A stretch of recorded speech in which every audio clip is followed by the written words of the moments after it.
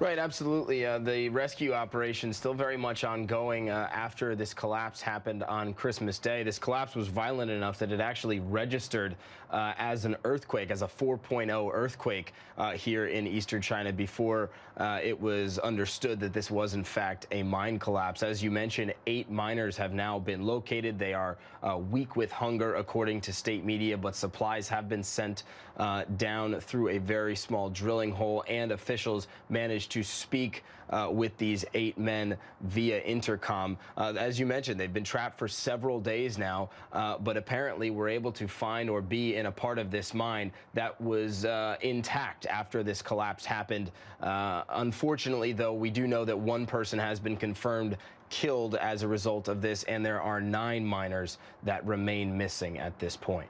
Oh, goodness. Yeah, that's a horrible situation.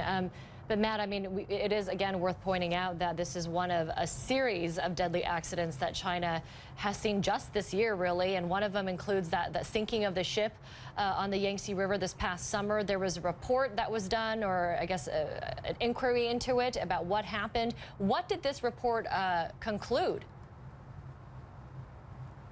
Well, this report concluded that it was what they called a freak weather accident that led to that boat capsizing like it did, and that was just yet another unfortunate industrial accident here in China that's really brought up these kind of systemic safety issues on things like the riverboat cruises that you saw there, things like the chemical explosion that happened in Tianjin, and then just within the last week or two, the landslide that we covered so heavily from Shenzhen. It's just one thing after another here in China. And in terms of mining disasters and these miners that are still missing, this is something that happens very, very often in China. A very, very poor safety record for miners here. Hundreds and hundreds and thousands of miners have died over the last 10 years as a result of poor safety regulations at these mines. And so this latest incident that we're seeing in eastern China is just the latest in a string of unfortunate incidents.